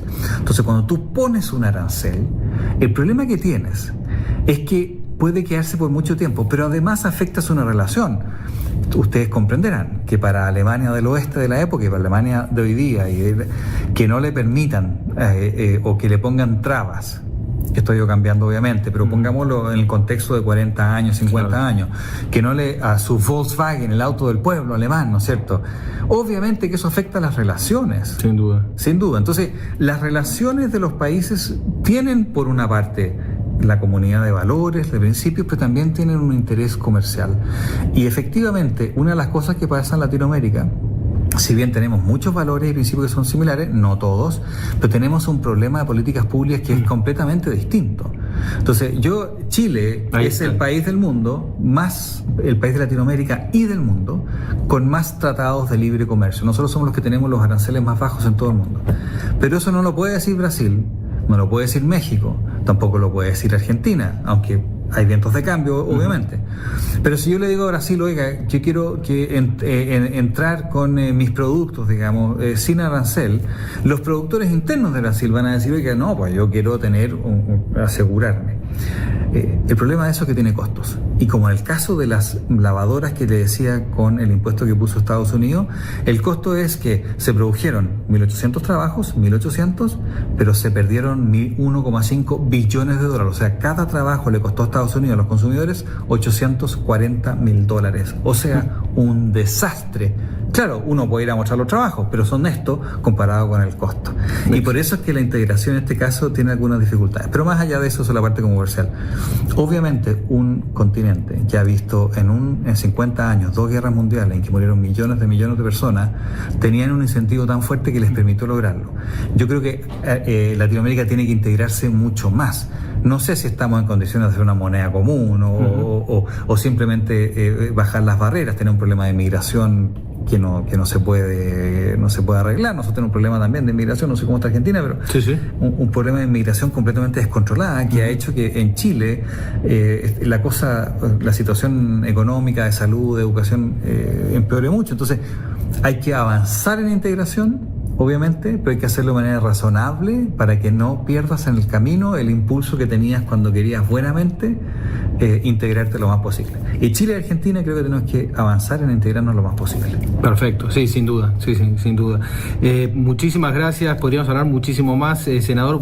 Vamos a volver a molestarlo, a llamarlo, y bueno, simplemente para la audiencia de Argentina, pero también para Chile, la visión nuestra, por lo menos de Argentina, tienen un gran líder que es un buen ejemplo de la política chilena, así que aprovechenlo. Muchísimas gracias, senador, por estar aquí hoy con nosotros. Gracias por la invitación, adiós Juan de Dios, y también adiós a Flavia, Hernán y todos tus televidentes, auditores y auditoras. Muchas gracias. Seguimos adelante, Hernán. Flavia, gracias. Hasta luego. Bueno, excelente, ¿eh? Ahí estaba la nota y ahí está nuestro compañero Juan. Muy buenas noches, Juan. Por ahí. Bueno, no tan bien como vos allá. La verdad que siempre nos sorprende. El otro día en Madrid, ahora en Uzbekistán. Excelente nota, la verdad. Vos sabés que me sorprende, Juan, ¿no? Qué buen nivel que tiene ese segundo senador chileno que entrevistas. Qué perspectiva, ¿no? Global que tiene.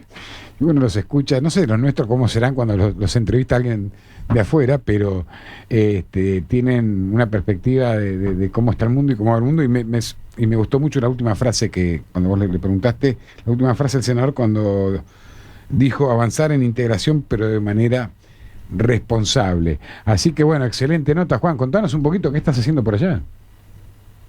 Bueno, aquí justamente lo entrevisté al senador Rojo Edwards en el marco, nada menos que de la 150 Asamblea de la Unión Interparlamentaria.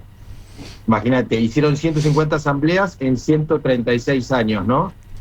Bien. Y es algo maravilloso. Están los representantes de todos los pueblos del mundo. No son los gobiernos, son los representantes de la gente. Claro. Excelente, qué bueno, Juan. Después contanos dónde es la próxima. Porque, a ver. Sí, cómo no. Ginebra, está bien. Sí, está perfecto. Y contanos, ¿ya terminaron las jornadas? ¿Van a seguir? ¿Cómo viene la agenda? Mirá, siempre hay unos días preparatorios, que son 3 días mínimo de negociaciones, donde se ponen a escribir los proyectos más urgentes, etcétera, y luego arrancó el domingo la asamblea, y termina hoy, porque aquí ya es miércoles, son las 5:30 de la mañana, así que en un par de horas empieza la asamblea y bueno, y ahí también vienen las votaciones de aquello que llegó al recinto, ¿no? Es muy parecido a un parlamento nacional. ¿Hay representantes argentinos, Juan? No, lamentablemente esta vez no hay representantes argentinos, que no hay legisladores. Pero había invitados, ¿o no? ¿Estaban invitados o no? No, Argentina es un miembro pleno, porque esto es como las Naciones Unidas, claro. Y de hecho los parlamentos miembros son aquellos que son miembros de las Naciones Unidas y que expresaron la vocación de participar de este parlamento mundial, puedo decir.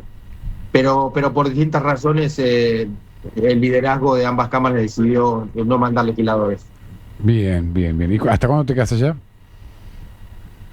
No, termina la asamblea y estoy regresando inmediatamente. Pero vos sabés que quiero comentar algo, Hernán. Sí, obvio. Uno de los temas que va a salir, que se va a votar hoy, es el tema de Gaza, que fue ya hace mucho tiempo que vienen discutiendo, básicamente desde el ataque de Hamas en 2023, en octubre, recordarás, Exacto. El 7 de octubre. Bueno, y de allí luego vino la invasión en Gaza, y bueno, desde allí que este órgano, la Unión Interparlamentaria, está discutiendo esto, y bueno, parece que finalmente va a salir una resolución en favor de la paz, en favor de implementar la solución de los 2 estados en Palestina, así que bueno, me parece que es otra cosa muy valiosa. La verdad que sí, muy buena información la que estás dando, y ojalá así sea, Juan. La verdad, una vez más te felicito, la nota excelente, aparte como siempre estoy viendo el nivel, ¿no? de los senadores. ¿De qué partido es este senador, Juan?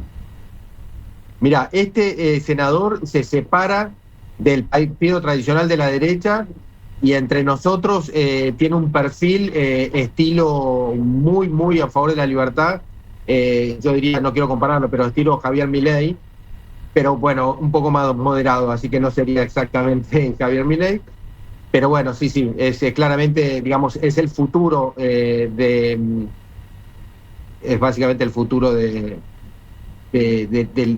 Chile, creo yo, de la derecha de Chile, que obviamente tiene la oportunidad de renovar al gobierno de Boric a la izquierda, ¿no? Bien, hoy claramente oposición al gobierno que está gobernando Chile. Claramente oposición, sí, la antítesis.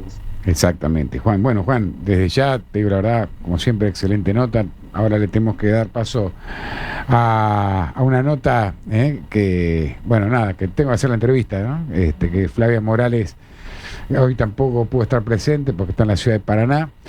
Así que bueno, se van jubilando nuestros columnistas, se nos van de viaje y nada, un día va a haber alguien con inteligencia artificial acá, y de eso vamos a estar hablando, conduciendo el programa. Así que Juan, excelente nota, gracias por estar a 5:30 de la mañana ahí frente a la cámara, y bueno, no sé, ya no digo más nada, espero el martes que viene poder tenerte en el piso. Claro que sí, te saludo, pero estás muy bien acompañado con Adriana y con Juan Martín, así que no te quejes. Sí, la verdad que sí, están muy concentrados en lo suyo cada uno, pero bueno, vos sabés cómo es esto, el arte de remar, ya lo tenemos implícito. Así que Juan, un buen regreso a nuestro país, excelente nota, gracias por estar en vivo y nos vemos el próximo martes. Fuertísimo abrazo a todos. Un saludo grande, cuídate, Juan. Chao, Juan. Adiós. Bueno, ese entonces pasaba Juan, nuestro compañero. Vamos a una pequeña pausa y ya volvemos con más Portada 24. En la provincia de Buenos Aires, La Libertad Avanza está creciendo gracias al trabajo que viene realizando el senador Carlos Curestis. El equipo que lidera Sebastián Pareja está llevando las ideas de la libertad por toda la provincia.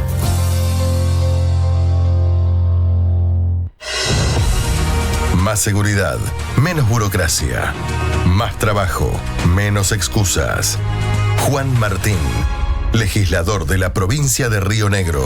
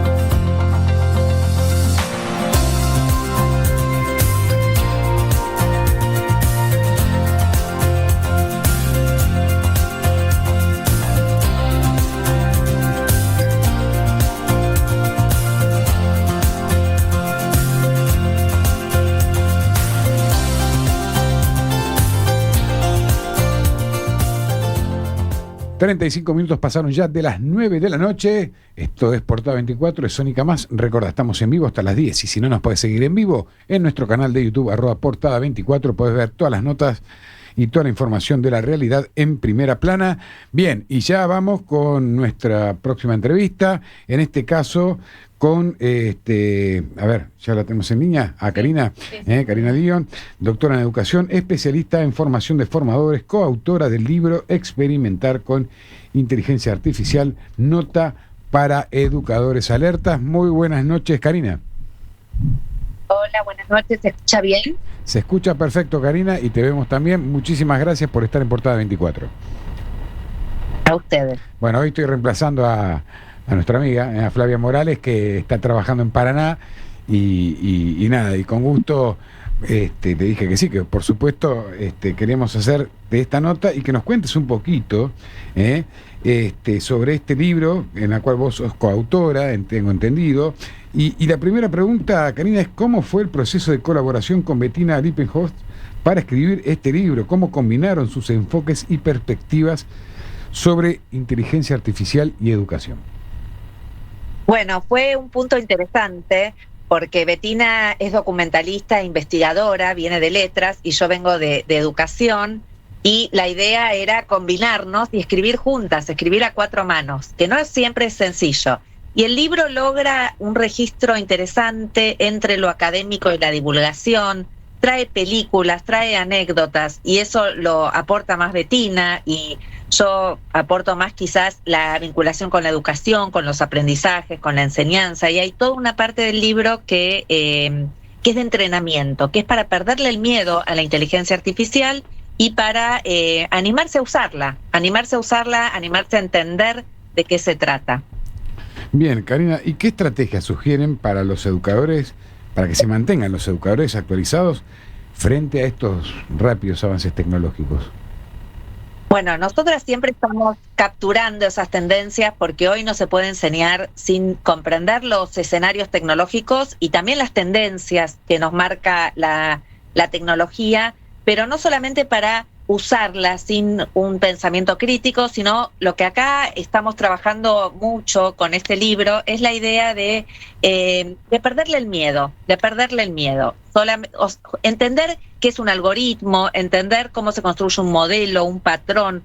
Cuando los docentes pierden ese miedo, cuando se animan a experimentar un poco más, cuando entienden que los estudiantes y las estudiantes ya la están usando y entonces tienen que empezar a incluirla, bueno, se logran otras cosas, se logra perder el miedo, se logra experimentar, por eso el título del libro, y se logra también una clase distinta, porque si hay algo que estas tendencias nos marcan es un cambio en la enseñanza, un cambio en el enfoque de enseñar. Cambiaron los estudiantes, cambian estas tendencias, cambian los tiempos y también cambiamos nosotros, los docentes, pero no para ir atrás, sino para entender que hay que enseñar distinto. Bueno, respecto a lo que vos decís, y esto no me lo guionó Flavia, pero te lo pregunto porque... ¿No se escucha? Sí, se escucha perfecto, se escucha perfecto, Karina. No, te decía que esto no me lo guionó Flavia, pero un poco lo que vos decías recién en tu respuesta me trae a colación, distintas entrevistas que he hecho con gente de la gestión en educación, que habla, ¿no?, de que el estudiante secundario se aburre en la escuela, o sea que la educación secundaria es aburrida. Bueno, de esta manera lo que vos estás planteando es dar una vuelta de hoja en lo que es la educación y hacerla mucho más interesante, no solamente para los estudiantes, sino también para los docentes. Sí, también, se trata de pensar cuáles hoy son contenidos relevantes para estos jóvenes y cuáles van a ser relevantes los próximos años. Sí. Estamos formando hoy para una sociedad en transformación que tampoco sabemos hacia dónde va, no sabemos hacia dónde van ciertas profesiones, no sabemos hacia dónde van los saberes. Entonces, repensar los contenidos junto con los estudiantes también, qué les interesa, qué los motiva. Me parece que es un ejercicio que tenemos que hacer en comunidad educativa y la gestión, por supuesto, revisar los currículum, revisar la evaluación, seguir pensando que la evaluación es rendimiento nada más y olvidarse que hay un aprendizaje de otras cosas, de otras experiencias, revalorizar el lugar de la experiencia, de para qué estamos en la escuela, ¿Cuál es el sentido de estar en la escuela? Me parece que son preguntas profundas que nos interpelan y que las tecnologías también nos traen, ¿no? Para que no haya un mundo en el que ellos son felices jugando videojuegos e infelices en la escuela. Claro. Me parece que se trata de tender puentes donde la pasen bien, aprendan en todos lados, en todos lados. Claro, a ver, un poquito, y en base a tu respuesta, a ver, más específicamente, ¿qué impacto tiene la inteligencia artificial sobre la evaluación para vos? ¿Cuáles son los beneficios y riesgos de implementar sistemas de evaluación basados en la inteligencia artificial? Bueno, hoy lo que se debate, hay dilemas éticos respecto de los usos, de los datos, etcétera, pero la realidad es que muchas tareas pueden ser hechas con inteligencia artificial y son hechas. También hay herramientas para humanizar esos textos y que no sean detectados, que son hechos por la inteligencia artificial, y también hay herramientas para detectar plagio y uso. Ahora, siempre en una línea coherente con lo que pensamos los pedagogos, las pedagogas, si algo lo puede hacer la inteligencia artificial, entonces lo que hay que revisar es la evaluación. ¿Qué consignas les estamos pidiendo? ¿Qué preguntas estamos haciendo? Y también hay quizás, o está la posibilidad de que parte de la evaluación sea hecha con inteligencia artificial para después generar pensamiento crítico, porque la inteligencia artificial también alucina, trae datos que no son correctos. Hoy están estos datos sintéticos, que son datos generados por la misma IA, que son falsos. Esta relación entre lo falso y lo verdadero se está corriendo mucho, y los estudiantes no siempre tienen los parámetros epistemológicos para entender qué es falso, qué es verdadero, qué alucina, qué... Ahí hay un montón para hacer también en la evaluación, formular buenas preguntas, revisar las fuentes, revisar cuáles respuestas nos da la inteligencia artificial. Podemos evaluar parte con inteligencia artificial y parte sin, y comparar. Hay un montón de cuestiones que hoy se pueden hacer y que me parece que hay que hacerlas, hay que probarlas, hay que ver qué datos arrojan, las analíticas cuando usan plataformas o cuando usan tecnología. Se abre un mundo enorme, Claro, y frente a este mundo enorme que vos decís que se abre, ¿cómo puede la educación adaptarse a estos desafíos sin perder de vista su función inclusiva y equitativa? Bueno, es una pregunta interesante porque a mí me hace ruido la palabra adaptación. Estamos siempre adaptándonos, ¿no? La educación se adapta a los cambios, se adapta a la sociedad, se adapta a las tecnologías, y a mí me gusta pensar que la educación puede diseñar escenarios de futuro donde anticipemos también, no solamente reaccionemos a lo que nos proponen las tecnologías y la sociedad. Me parece que hay que hacer también ahí otro ejercicio de anticipación de por dónde van los escenarios, porque hay escenarios que fueron en su momento distópicos y hoy son realidad, o fueron ciencia ficción y hoy son realidad, y hay un montón ahí para pensar, ¿no? Si uno recuerda los supersónicos y el reloj inteligente, la casa inteligente, Robotina, o el robot de la Agente 86, que también Jaime, ¿no? Y todo lo que la ciencia ficción ideó, parte de eso hoy existe. Entonces, empezar a pensar también como comunidad qué vamos a poder imaginar de esta escuela, y por supuesto es con la inclusión, es con la democratización, es con los usos, es adentro y no afuera de la escuela. Sigo pensando, y entiendo que ustedes también, que la escuela es el lugar para imaginar, para idear, para crear, con inclusión, con equidad y con imaginación pedagógica, porque si hay algo que no tiene la IA es imaginación. Claro. Y esto es una potestad de la humanidad. Totalmente. Karina, ¿qué rol pueden cumplir las familias en este proceso de integración de la inteligencia artificial en el aprendizaje de sus hijos?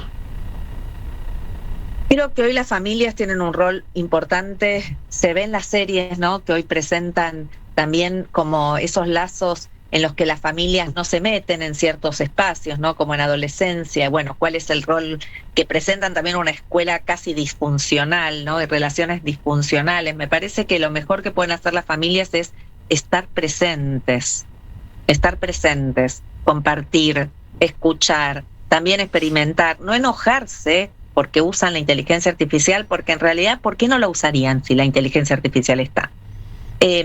Uno se enoja como familia, digo, lo escucho, lo veo, porque dicen es el facilismo, van ahí porque les resuelve la tarea o hacen los ejercicios.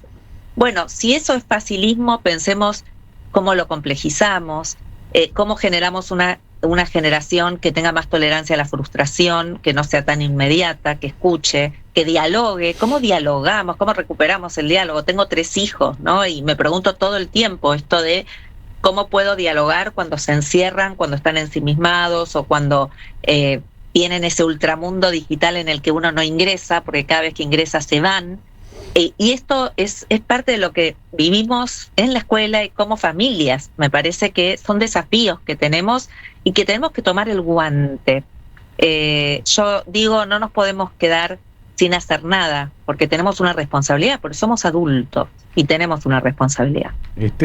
Bueno, esto como cumpliendo, digamos, el rol de padres. Ahora, ya hablando de los docentes, ¿qué mensaje final le darías a los docentes que sienten incertidumbre o curiosidad sobre la integración de la inteligencia artificial en la práctica educativa? Esos aquellos docentes que todavía no han tenido acceso. Me parece que hay que transitar la incertidumbre. Me parece que si son curiosos y curiosas, bienvenidos, los celebro, porque se trata de eso, de probar, de experimentar, como decíamos, de ver para qué se usa, pero también de entender qué es, hacia dónde va la educación, qué contenidos son valiosos, qué experiencias tenemos que generar en las aulas, con inteligencia artificial, sin inteligencia artificial, pero tomando decisiones. Hay algo que, y como mensaje me parece relevante, y es que estas herramientas nos van quitando algo de autonomía, porque cuando a vos te llegan esos mensajes segmentados, en general, te llega la información antes casi de que la necesites, te va generando una quita o una merma de esa autonomía en lo que son las tomas de decisiones. Y me parece que necesitamos formarnos en esto, en tomar decisiones, y en esas decisiones pueden estar cuándo usarla, por qué usarla, para qué usarla, pero son decisiones que tenemos que tomar y no la tienen que tomar por nosotros o nosotras como docentes. Karina, ¿qué me voy a encontrar yo? ¿Qué se puede encontrar un docente? ¿O qué se puede encontrar un padre cuando agarre y tenga acceso a tu libro Experimentar con Inteligencia Artificial, nota para educadores alertas? ¿Qué nos vamos a encontrar en este libro?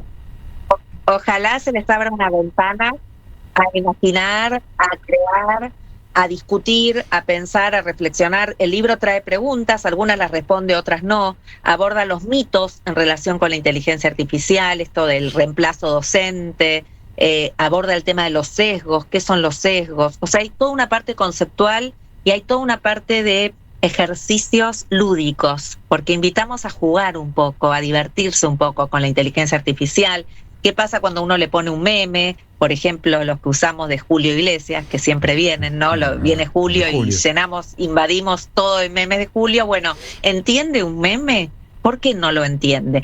Todo esto está en el libro. Es un combo, para mí, hermoso de teoría y de práctica y de teoría. Tiene, como les decía, anécdotas, tiene películas, que esto es lo que aporta también mi coautora, Bettina, y tiene la posibilidad de ejercitar, de probar, de jugar y de entender y de animarse a probar. Claramente apelaron a lo didáctico, digamos. Sí, es un libro muy didáctico. Y a ver, y esta ya es una pregunta, digamos, ¿vos te imaginabas porque hace muchos años que ejercés la educación, hace 10 años, por ejemplo, hablando de esto, de inteligencia artificial, ¿no te sentís un poco una precursora de haberle perdido el miedo, de interesarte por esto? Porque, seamos sinceros, yo recuerdo reportajes de ministros de educación hace 10 años hablando de lo que vos decías recién, de carreras que quizás no existan dentro de 5 años, de la tecnología de los celulares. Hace 2 años estamos hablando de los celulares en las escuelas y ahora ya estamos hablando de inteligencia artificial. Digo. Sí, en algunos casos se está hablando de negar el celular en las escuelas, bueno, ¿no? O de negar. De no usarlo. Exactamente, digo. ¿Qué te llevó a vos a introducirte en este mundo de la inteligencia artificial? Bueno, llevó una maestra que fue Edith Litwin. Yo empecé de la mano de ella, que fue pionera en el campo de la tecnología educativa. A mí me gusta, yo tuve gestión, dirigí UBA 21, dirigí el centro el CITEP, que es el Centro de Innovación en Tecnología y Pedagogía de la UBA, y ahora estoy desarrollando videojuegos educativos. Me gusta mucho probar, me gusta experimentar. No me gusta quedarme quieta, eso es lo que también el libro trae, no quedarse quietas.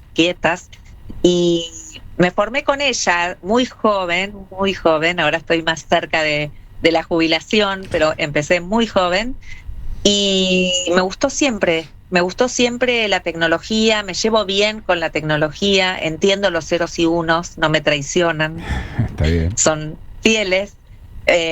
Y también me gusta esto que hago, ¿no? Probar, experimentar, desarrollar, no solo teorizar, investigar. Pero me llevó la mano de una maestra, y eso a veces también hay que decirlo porque somos herederas Bien. de maestras que nos forman. Eso también es la escuela.